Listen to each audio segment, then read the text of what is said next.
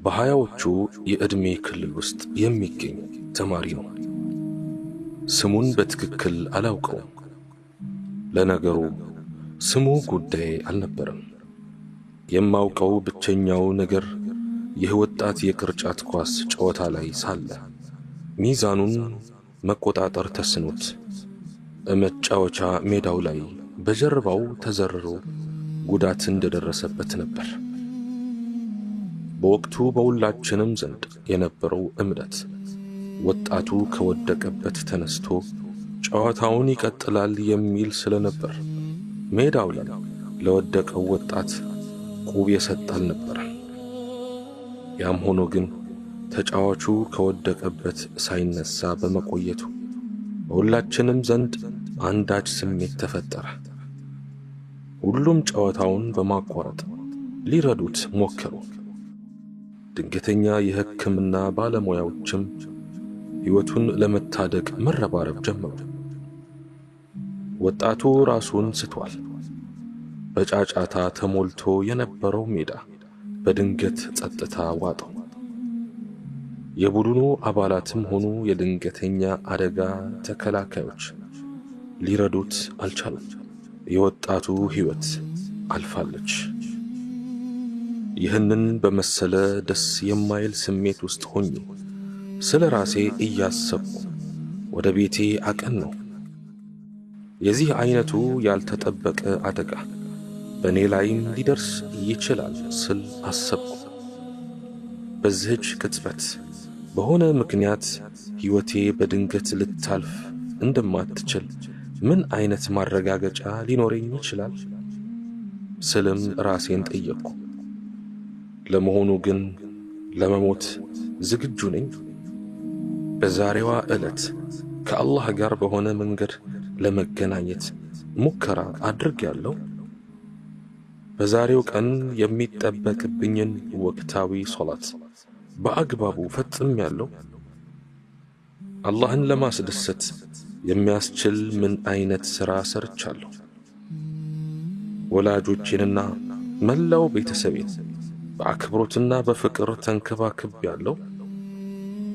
አረ ለመሆኑ በዛሬው ቀን ለሆኑ የተቸገሩ ሰዎች ምን አይነት ድጋፍ ሰጥቻለሁ?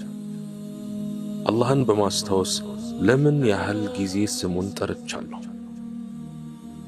እንደ ወትሮ ሁሉ ዛሬም ቀኑ ማልዶ እስኪጨልም ድረስ ጊዜን የሰጠሁት ለትምህርት ቤት፣ ጋዜጣ ለማንበብ፣ ቴሌቪዥን ለመመልከት፣ በኮምፒውተር አማካኝነት መልእክት ለመለዋወጥ እንዲሁም ከወዳጆቼ ጋር ተራ ወሬዎችን ለመስበክና የቅርጫት ኳስ ለመጫወት ነበር። እና ታዲያ በዚህ አንድ ቀን ውስጥ ለአንዲት ጊዜ እንኳ አስተግፊሩላህ የሚለው ቃል ካፌ ወጥቷልን? በዛሬዋ ዕለት ለፈጸምኳቸው ወንጀሎች አላህ ይቅር እንዲልኝ ተማጽኖ አቅርቤያለሁን? በፍጹም። ለአንዴም እንኳ አላህን የሚያስታውስ ቃል ካፌ እንዳልወጣ እርግጠኛ ነኝ። በዘወትር ሰላት ላይ ካልሆነ በስተቀር አልሐምዱሊላህ የሚለውን ቃል በአንደበቴም ሆነ በውስጤ ብያለሁን? በፍጹም። ወዳጆቼ ይህን ቃል ለአንዴም እንኳ አላሰብኩትም። ለምን እንደሆነ ማወቅ ትሻላችሁን? ምክንያቱም ዘወትር ጊዜን የምሰጠው ለራሴና ለዕለታዊ የተለመዱ ተግባራቶቼ ብቻ በመሆኑ ነው። በዛሬው ዕለት የቅርጫት ኳስ ጨዋታ ላይ ሳለሁ ልክ እንደዚያ ጓደኛዬ ሞቼ ቢሆን ኖሮ ምን አይነት መልካም ተግባር ነበር አብሮኝ ሊሄድ የሚችለው? እርግጠኛ ነኝ ምንም ነገር አይኖረኝም ነበር። በዛሬዋ ዕለት ጊዜን የሰጠኋቸው ተግባራቶቼ በዚያኛው ዓለም ሕይወት የሚፈይዱልኝ ምንም ነገር አይኖርም። በዛሬዋ ዕለት ከተሰጠኝ 24 ሰዓት ውስጥ መልካም ተግባር ብዬ የማስበው ነገር ቢኖር ከጨዋታ መልስ በውስጥ የተፈጠረው ስሜት ያመነጫቸውና ምንም ያህል ጊዜ የማይወስዱት እነዚህ አሁን ካንደበቴ የወጡት ቃላትን ብቻ ነው። በየቀኑ ለኪስ የሚሰጠኝን አነስተኛ ሳንቲም ለለስላሳ መጠጥና ከረሜላ ከማጥፋት የተወሰነን ለተቸገሩ ምስኪኖች ብቸረው ነፍሴን ከወንጀል ለማጥራት ያግዘኝ ነበር። እኔ ግን በግዴለሽነት አያሌ ቀናትን አጥፍቻለሁ። ያም ሆኖ ግን በአንድ ነገር አላህን ሱብሓነሁ ወተዓላ ማመስገን እወዳለሁ። በዛሬዋ ዕለት ይህንን ጊዜያዊ ዓለም ከሚሰናበቱ ባለተራዎች መካከል ስላልሆንኩ ለአላህ እንዲደርስልኝ የምፈልገው ምስጋና የላቀ ነው። ምክንያቱም ለመሞት ዝግጁ እንዳልነበርኩኝ በጣም እርግጠኛ ነኝ። እናም ከአሁኗ ደቂቃ ጀምሮ አይኖቼን ጨፍኜ አልሐምዱሊላህ እላለሁ። እያንዳንዷን ያሳለፍኳትን ደቂቃ በማሰብም አስተግፊሩላህ እላለሁ። ከአሁን ጀምሮ የምመራበት አስተሳሰብና እምነት ተቀይሯል። ወደ ዘላለማዊው ዓለም ለመሄድ ተረኛ ከሚሆኑት መካከል ለመሆን ራሴን ማዘጋጀት እፈልጋለሁ። ሁላችንም ባላወቅነውና ባልገመትነው ወቅት ምድራዊውን ዓለም ልንሰናበት እንደምንችል በማጤን ዘውትር ተዘጋጅተን መጠበቅ ግድ ይላል። የኩዌቱ ጸሐፊ አብዱላህ አልጃረላህ አላህ ይዘንለትና ከመሞቱ ከጥቂት ጊዜያት በፊት እንዲህ ብሎ ነበር። ስሞት አላስብም፣ አልጨነቅም። ገላዬ ፍራሽ ነውና ምን አሳሰበኝ? ሙስሊም ወንድሞቼ መደረግ ያለበትን ሁሉ ያደርጉልኛል። ልብሴን ያወልቃሉ፣ ያጥቡኛል፣ ይከፍኑኛል። ከቤቴ ይዘውኝ ይወጣሉ። ወደ አዲሱ ቤቴ ወደ መቃብር ይወስዱኛል። ብዙዎች ጀናዛዬን ለመሸኘት ይመጣሉ። እኔን ለመቅበር ስራቸውንና ቀጠሯቸውን ሁሉ ትተው የሚመጡ አሉ። ከነኚህ መካከል ምናልባት ለአንድ አፍታ እንኳን ስለኔ አስበው የማያውቁ ብዙ ናቸው። ቤተሰቦቼ እኔን ላለማስታወስ ያለኝን ነገር ሁሉ አውጥተው ይጥሉ ይሆናል፣ አሊያም በእኔ ስም ይመጠውቱ ይሆናል። ቁልፎቼ፣ መጽሐፎቼ፣ ጫማዎቼ፣ ልብሶቼ።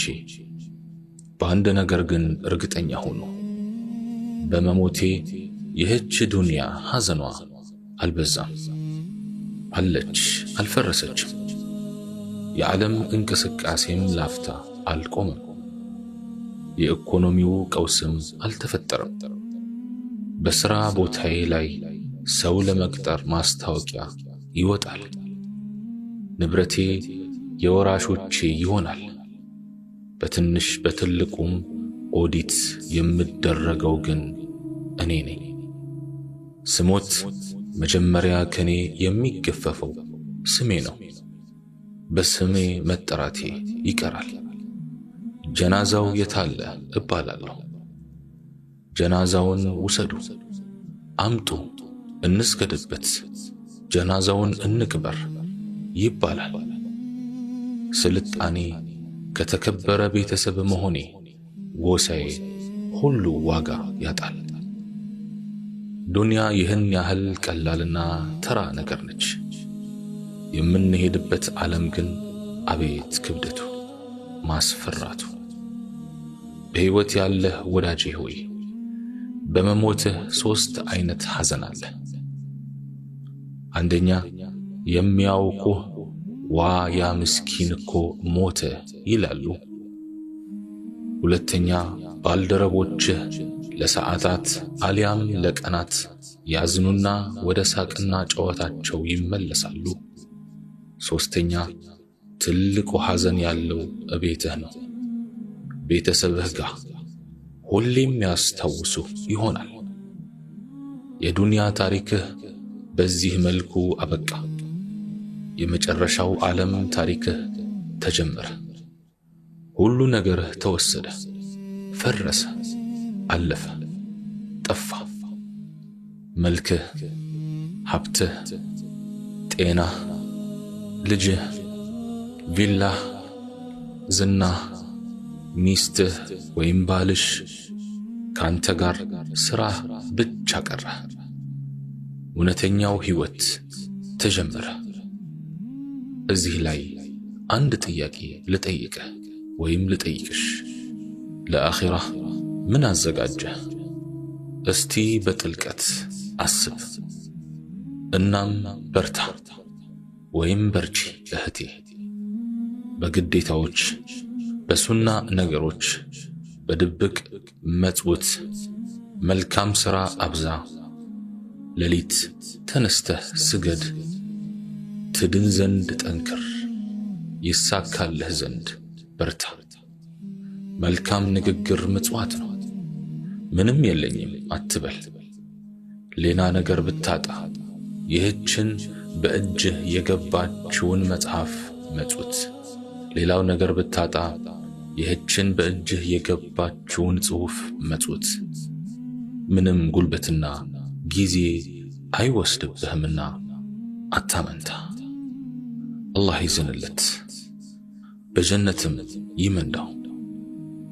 እስቲ ለአፍታም ቢሆን ቁርአን የሚለውን በደንብ እንስማ።